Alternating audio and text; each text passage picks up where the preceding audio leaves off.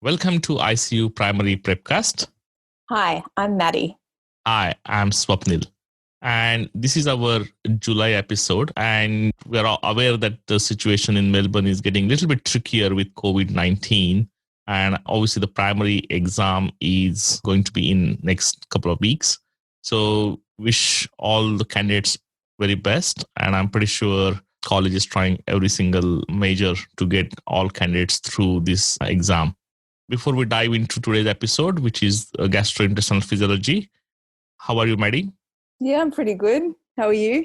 I'm good, thank you. What's up with your COVID preparation? I don't know. It's hopefully faded out a bit in Sydney, I'm hoping, but we'll just have to see what the next little while brings. That's right. So let's dive into today's episode, that is GI Physiology. These questions are very common in exams, and often they are asked either in the form of written question or in the viva. So let's start with the first question. So Maddi, can you please outline the physiology of swallowing? So there are 3 phases of swallowing: the voluntary, the pharyngeal, and the esophageal phase. So the first phase is the voluntary phase. This occurs when food enters the mouth and mastication begins via the chewing reflex and the muscles innervated by the trigeminal nerve. The tongue and the teeth make the food smaller and allow the digestive enzymes within the mouth to begin the process of digestion. Food is rolled posteriorly into the pharynx by the tongue, and then the pharyngeal phase starts. So when food enters the pharynx, it stimulates the epithelial swallowing receptor areas. The soft palate elevates, closing the posterior nares, and the palatopharyngeal folds are pulled medially, forming a sagittal slit so that only small food boluses can enter. The vocal cords are pulled together and the larynx moves upwards and anteriorly, causing the epiglottis to swing over the laryngeal opening. The esophageal opening is enlarged and the upper esophageal sphincter relaxes. The wall of the pharynx contracts from superior to inferior, causing a wave of peristalsis. The most sensitive areas for initiating this pharyngeal phase of swallowing is around the pharyngeal opening and the tonsillar pillars. The stimuli is transmitted via the trigeminal and the glossopharyngeal nerves to the medulla oblongata and into the swallowing center, which sends motor impulses via the 5th, 9th, 10th, and 12th cranial nerves.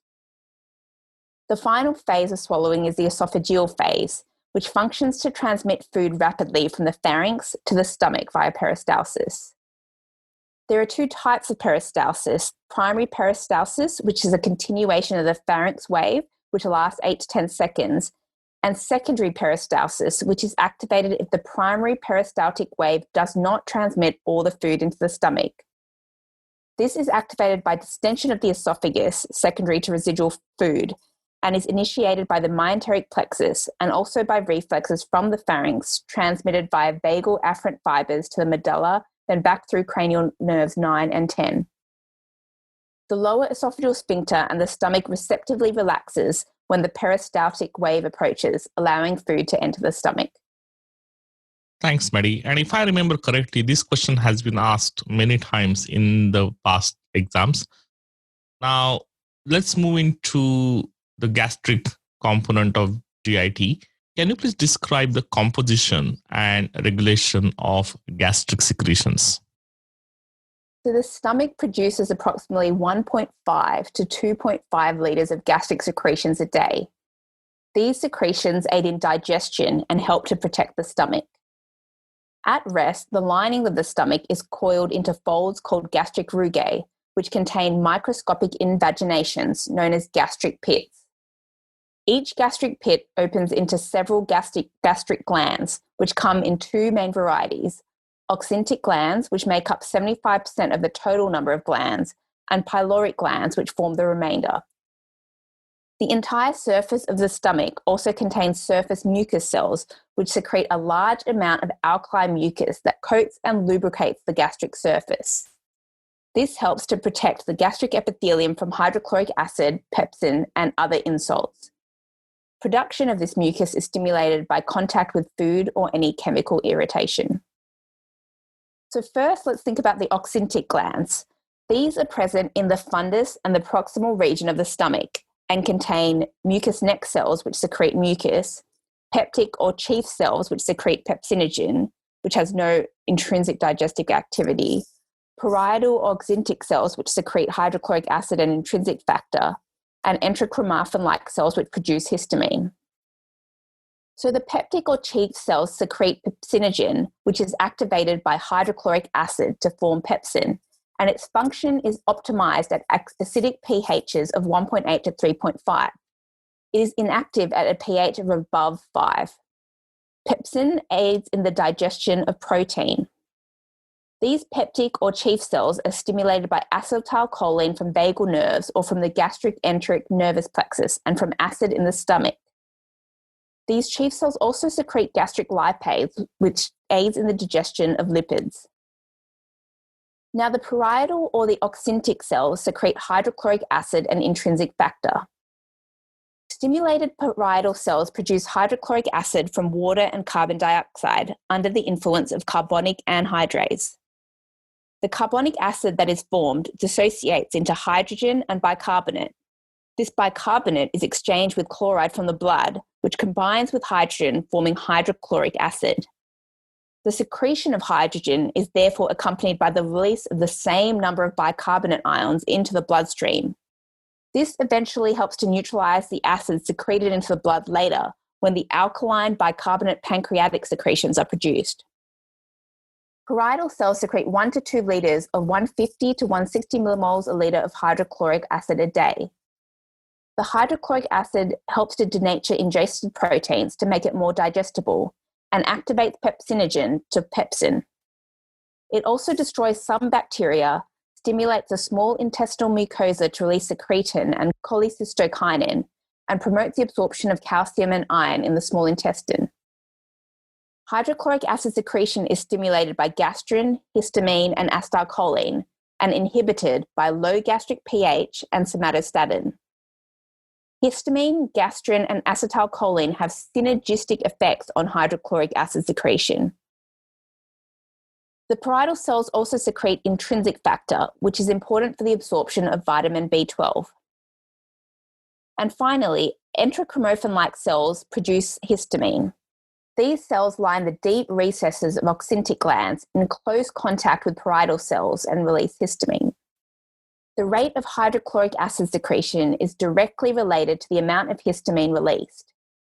Histamine secretion is stimulated mainly by gastrin, but also by acetylcholine from vagal nerves and hormones from the enteric nervous system. The most important inhibitor of the enterochromaffin-like cells is somatostatin. The second type of glands in the stomach are pyloric glands, which are structurally similar to oxyntic glands but have few peptic cells and almost no parietal cells. They are located mainly in the pylorus and the antrum. They contain mucus cells, G cells, and D cells. The mucus cells are the main component of pyloric glands and secrete mucus and electrolytes. The G cells secrete gastrin. Gastrin is a peptide hormone which stimulates hydrochloric acid secretion by the parietal cells. It also stimulates pancreatic and biliary secretion and increases gastric and intestinal motility and gastric mucosal growth. It is stimulated by vagal stimulation, proteins, and amino acids in the stomach, gastric distension, and drugs such as alcohol. It is inhibited by gastric acid, secretin, somatostatin, and glucagon. D cells secrete somatostatin. Somatostatin decreases acid secretion by inhibiting parietal cells, decreasing histamine secretion from enterochromaffin-like cells, and gastrin secretion from G cells. Somatostatin release is stimulated by gastric acid secretion, the presence of gastrin and cholecystokinin. It is inhibited by cholinergic stimulation. Okay, and what are the kind of phases of gastric secretion? There are 3 phases of gastric secretion: the cephalic, the gastric, and the intestinal. The cephalic phase is stimulated by sight, smell, taste, and thought of food, which activates the cerebral cortex and appetite centers in the amygdala and the hypothalamus. This then activates the dorsal motor nuclei of the vagus nerve and travels by the vagus to the stomach. The greater the appetite, the greater the stimulus. and this phase accounts for approximately 20% of gastric secretion.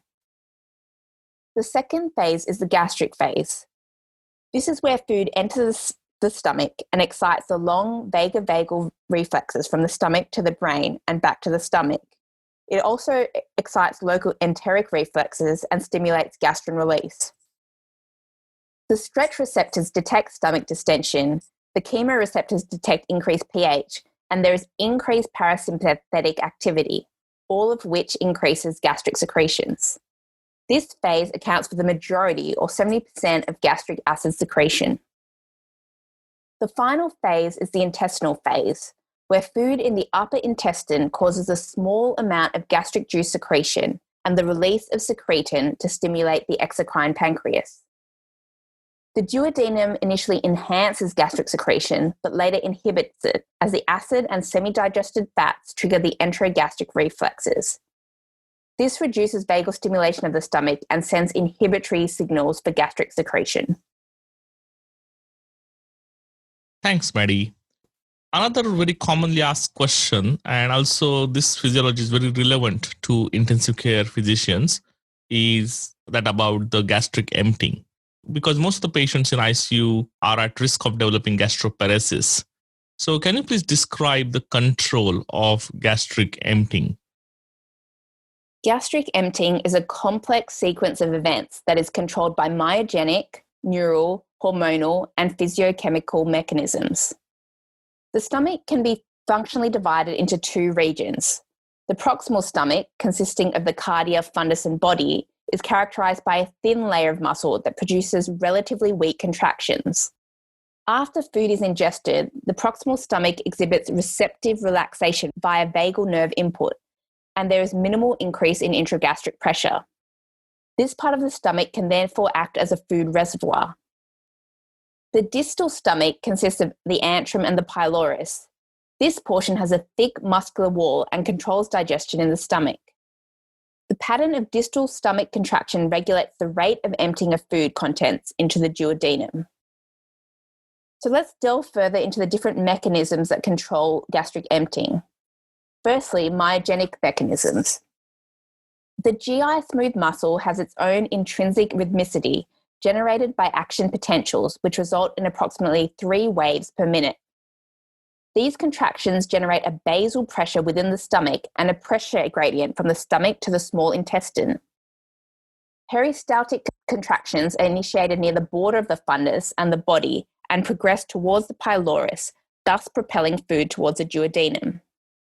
These contractions are produced by slow waves which arise from pacemaker cells called the interstitial cells of Kegel. These waves propagate more slowly in the proximal stomach, thus allowing for mixing and storage of ingested food. But these waves are stronger and faster within the distal stomach. So when food reaches the pylorus, there is a forceful contraction of the antrum causing retropulsion of food, and this is known as a pyloric pump. This allows food to be digested into smaller fragments and mixed with gastric secretions. The second mechanism is via neurogenic control, which can be divided into the extrinsic nervous system and the enteric nervous system. The extrinsic nervous system consists mainly of parasympathetic pathways, which are conveyed to the myenteric plexus throughout the stomach and upper intestine via the vagus nerve. Parasympathetic stimulation results in receptive relaxation of the proximal stomach as food enters the esophagus and proximal stomach. This mechanism helps to control the rate of gastric emptying. The parasympathetic nervous system stimulates the pyloric pump and gastric motility. Sympathetic pathways come from T5 to T10 of the spinal cord by the celiac ganglia, but under resting conditions, they have little influence on gastric motility. The enteric nervous system consists mainly of the myenteric plexus, which helps control motility, and the submucous plexus, which helps regulate gastrointestinal blood flow. The enteric neurons secrete a host of neurotransmitters, which help to coordinate digestion and gastric motility. GIT distension, chemical irritation, and hormones can activate the enteric nervous system and cause gastric emptying. Stimulation of the myenteric plexus causes increased tonic contraction, increased contraction intensity, and increased conduction velocity. It also secretes inhibitory peptide, which inhibits the intestinal sphincter muscles, thus allowing for less impediment to food passage. The myenteric plexus also causes receptive relaxation a few centimeters downstream from the food bolus. The next mechanism is hormonal control. Hormones that cause increased gastric emptying include gastrin, motilin, and acetylcholine. Hormones that cause decreased gastric emptying include cholecystokinin, noradrenaline, vasoactive intestinal peptide, gastric inhibitor peptide, and secretin. And finally, there are physicochemical factors that control gastric emptying. For example, liquids empty faster than solids. Increased gastric distension results in vagovagal reflexes, which increase the pyloric pump activity and gastric emptying. Duodenal distension decreases gastric emptying. Types of food also have an impact, where high protein food stimulates gastrin secretion, which enhances gastric emptying, and fats stimulate cholecystokinin, which inhibits emptying. Furthermore, isoosmolar substances cause increased gastric emptying, whereas hyperosmolar substances slow gastric emptying. High acidity and the presence of fat and protein breakdown in chyme stimulates the enterogastric reflex, which also inhibits gastric emptying. Thanks, Maddi. Another significant problem in general in hospital now, increased patient population who suffer from gastroesophageal reflux disease, and a lot of patients are on PPI and H2 receptor antagonists because of that. So it's very important to understand what is the kind of physiology behind this reflux and how it's normally prevented. So can you please list the physiological factors that prevent this gastroesophageal reflux? So there are several factors that prevent gastroesophageal reflux. The first is the lower esophageal sphincter, which is a smooth muscle around the lowest 2 to 4 centimeters of the esophagus. It is composed of circular muscle and gastric sling muscle and is tonically contracted 15 to 25 millimeters of mercury above stomach pressure, thus helping to prevent reflux. The angle of His is the acute angle between the esophagus and the fundus of the stomach. This acts as a barrier to reflux by creating a valve that acts as a functional sphincter. The fact that peristalsis also always goes in a unidirectional motion also helps prevent reflux, as does regular gastric emptying and the factors that control it, as we discussed earlier. Another factor is the diaphragm, where the crural fibers serve as an extrinsic sphincter for the esophagus, and also the fact that low intra-abdominal pressure is also present normally in patients. Finally, saliva and acid neutralization help to clear remaining acid after a food bolus is swallowed, also helps to prevent reflux. Thanks, Maddi. So the next question is not particularly related to the physiology as such, but it's more of a biochemical question or metabolism question. So can you please briefly outline the digestion and fate of dietary triglycerides? So triglycerides consist of 3 fatty acids bound to glycerol. A small amount of digestion of triglyceride occurs in the stomach by gastric lipase, but the majority occurs in the small intestine. The first step of triglyceride digestion is emulsification by bile acids and lecithin. This breaks the fat into smaller pieces, allowing for increased mixing with digestive enzymes. This begins to occur within the stomach via agitation and then continues in the duodenum through the action of bile, which contains bile salts and lecithin. The next step is digestion via lipase produced by the pancreas, which digests triglycerides into free fatty acids and 2-monoglyceride. The bile salts combine with monoglycerides and fatty acids to form micelles, which transfer the fat to the intestinal epithelial cells where they enter the enterocytes. Within the enterocytes, the fatty acids and monoglyceride are transported into the endoplasmic reticulum, where they are packaged with cholesterol and lipoproteins to form chylomicrons. A small amount of fatty acids are absorbed directly into portal blood and bound to albumin.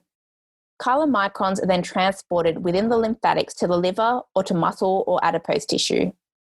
These tissues contain lipoprotein lipase, which hydrolyzes the triglycerides in the chylomicron, thus releasing fatty acids and glycerol, which can be used as energy.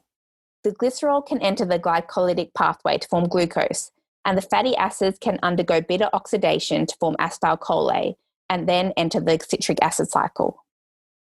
If excess acetyl-CoA is produced, it can be used for fatty acid synthesis, cholesterol formation, protein acetylation, or formation of ketone bodies.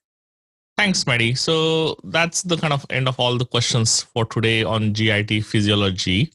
Now, recently, we all celebrated this Christmas in July, and I was hoping that maybe with increasing COVID everywhere in the world, I guess we should give a break for your jokes. No, I think they're a good part of the, laughter's important. That's true. Although I know you don't find it funny, but it gives me amusement. So. Absolutely. It's more of that I don't like to be kind of making fun of myself now anymore, because every time I attempt to answer your questions, I fail miserably. So, but it seems like this is a theme and you like to continue despite my misery. So please go ahead. Okay. How did the pylorus know that something was wrong? Pylorus knowing something is wrong. Yeah, it might be simple actually. With increased contractions or like rumbling noise in the stomach? No, he had a gut feeling. That is a very genuine dad joke, Maddi. Thank you. Well, my failures continue, but I guess I must say that this was a really good joke. Okay. Thanks, folks. Thanks for listening. That's the end of our today's podcast on GIT physiology. We'll be back in months' time with another episode of physiology. Till then, goodbye and have a nice time. Thanks for listening. See you next time.